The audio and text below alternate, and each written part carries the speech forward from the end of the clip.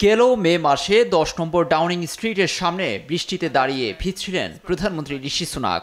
ওই সময় যুক্তরাজ্যে আগাম নির্বাচনের ঘোষণা দেন তিনি। অবাক হয়ে যান অনেকেই। এ নিয়ে সমালোচকরা বলেছিলেন, সবকিছু শেষ করে দিয়েই নির্বাচনের ঘোষণা দিয়েছেন সুনাক।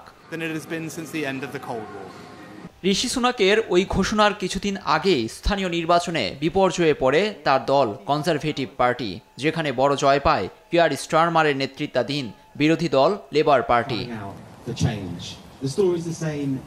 টানা 14 বছর ক্ষমতায় থাকা কনজারভেটিভ পার্টিকে নিয়ে নানা কারণে জনগণের ভেতরে দিন দিন বেড়েছে অসন্তোষ। পরিস্থিতি এমন পর্যায়ে পৌঁছেছে যে এবার ক্ষমতায় আসাটাই চ্যালেঞ্জ কনজারভেটিভের জন্য।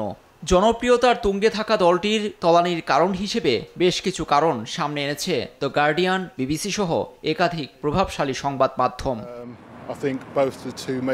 ব্রেক্সিট পরবর্তী যুক্তরাজ্যে জীবনযাত্রার ব্যয় বৃদ্ধি, করোনা মহামারীর ধাক্কা, ইউক্রেনের যুদ্ধে সহায়তা নিয়ে সংকট এবং অভিবাসন ইস্যুতে রাজনৈতিক বিভাজন ছিল স্পষ্ট। বিশেষ করে শুরু থেকেই অভিবাসন নিয়ে কঠোর অবস্থানে দেখা যায় কনজারভেটিভ পার্টিকে।